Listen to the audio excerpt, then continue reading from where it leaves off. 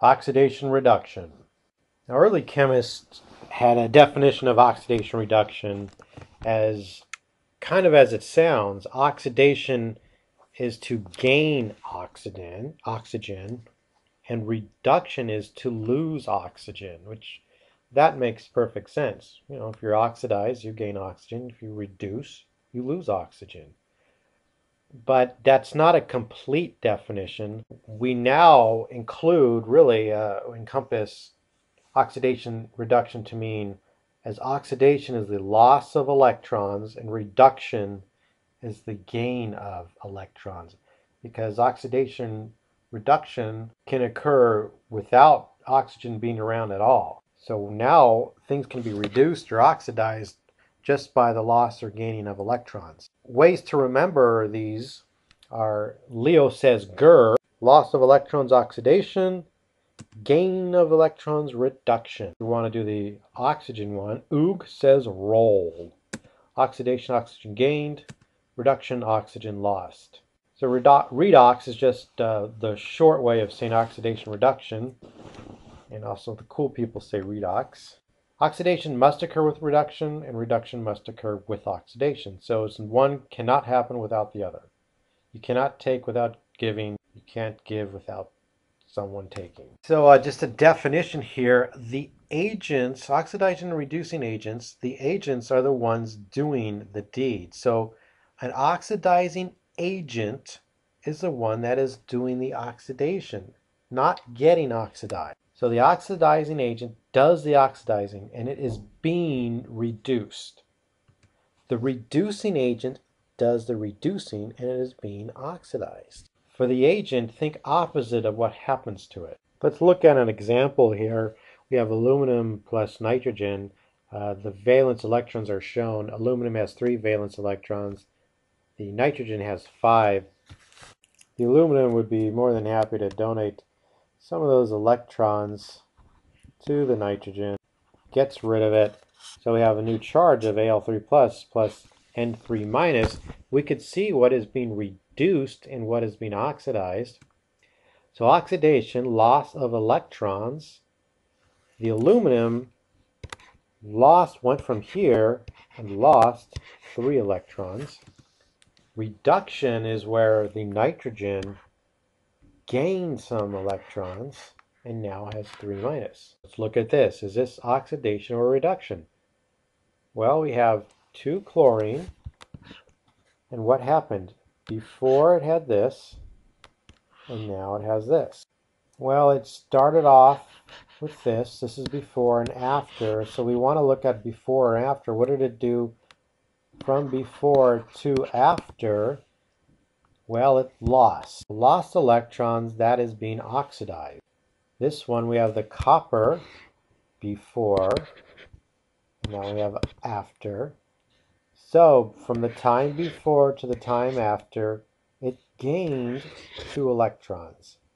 So that is reduction. This is oxidation. Leo, GER. Now we want to determine what is oxidized and what is reduced. That should be a D there in each reaction.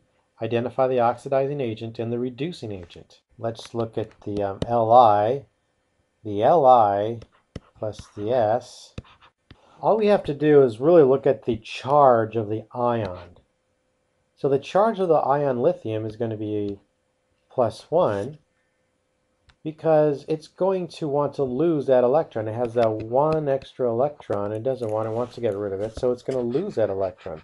But we already know this. This is something we've already learned. It's going to lose that electron.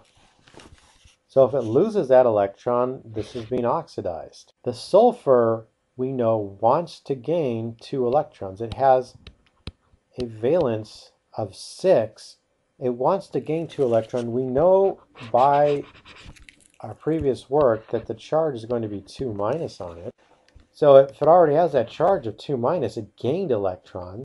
That's a gain, and I should say it's being reduced. So the lithium is going to lose electrons. The sulfur is going to gain electrons. So lithium is being oxidized, and sulfur is being reduced. If lithium is being oxidized, it is the reducing agent.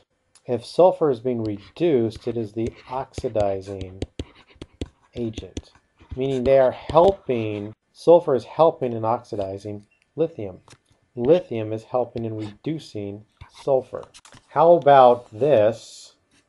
Mg we know has a charge of 2 plus. It's in the second group. O will have a charge of 2 minus. Just by that definition, magnesium will lose electrons, so that's oxidation. And oxygen is going to gain electrons, which is reduction. So we have Mg is the one who's being oxidized. And if it's being oxidized, it's the reducing agent. Oxygen is going to be reduced, and it will be the oxidizing agent. Let's look at redox with covalent compounds. We just did redox with ionic compounds. That involved a metal and a nonmetal. That was easy to see which is oxidized and reduced because you get a full loss and gain of electrons. We just saw how those metals just fully gave those electrons to the nonmetals.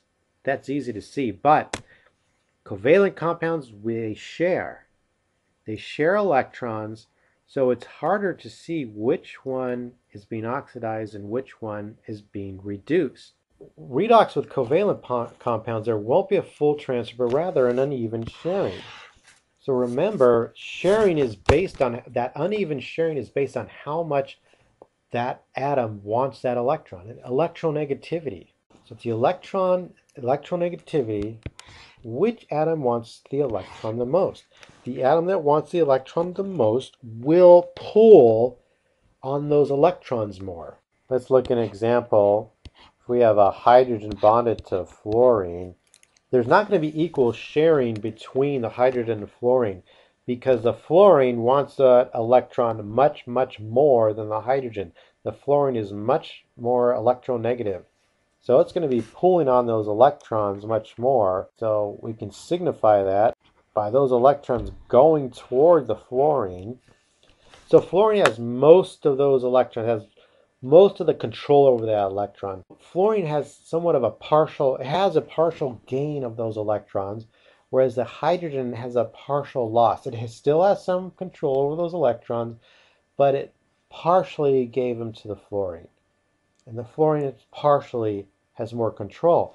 So we can say that the fluorine it's gained electrons, so that's being reduced, it's partially gained them. And oxygen was a partial loss, so that is oxidized. Let's look at another example with water. We look at water, the two H's, they're the same exact elements, so they have the same exact sharing of those electrons. And the same thing with oxygen. They both share those electrons equally.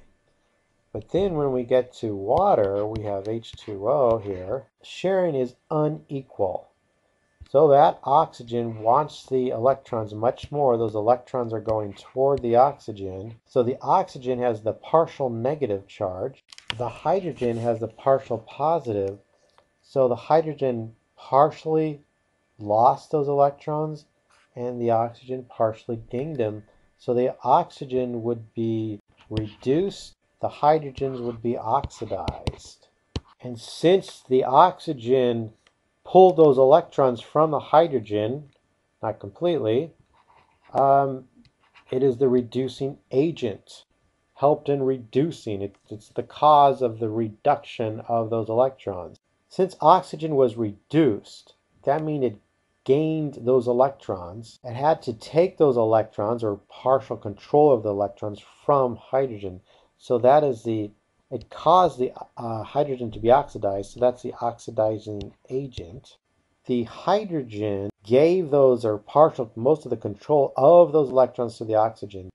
It caused the oxygen to be reduced, so that is the reducing agent. So these are the reducing agents. They were oxidized. And the oxygen is the oxidizing agent, which was reduced. Let's look at this example. We have N2 plus O2 goes to 2NO2. So we see it is a covalent bond. There's just going to be a partial sharing but they're different elements, so they're going to have unequal sharing. And really all it comes down to is knowing what the electronegativity is. And if we look at the periodic table, we know that the electronegativity increases as we go here and as we go up. So fluorine being the most electronegativity, electronegative, it wants that electron more than anyone. But next, after that, we see oxygen. Oxygen has a very high electronegativity as well. So oxygen is going to get most of those electrons. Nitrogen also has a very high electronegativity, but not as high as oxygen. So oxygen is going to get most of those electrons. So if oxygen gets those electrons, it gains those electrons, oxygen will be reduced and nitrogen will be oxidized because it loses those electrons or it loses partial control of those electrons. Now, what are the processes leading to oxidation and reduction? Oxidation is the complete loss of electrons in ionic, whereas in reduction, for ionic reactions, it's a complete gain of electrons. For oxidation, in a covalent bond, it's a shift of electrons away. And for reduction in the covalent bonds, it's a shift of electrons toward. You can also look at it as being a gain of oxygen, as we talked about before, for oxidation, and the loss of oxygen for reduction. Now, there's also a loss of hydrogen by a covalent compound can be considered oxidation, whereas a gain of hydrogen by a covalent compound will be considered reduction. An increase in the oxidation number is oxidation, and a decrease in oxidation number is reduction. And we will get more into that in the next section when we talk about the oxidation numbers. So if something is being oxidized, you're going to get an increase in the oxidation number. If something is being reduced, we're going to get a decrease in the oxidation number.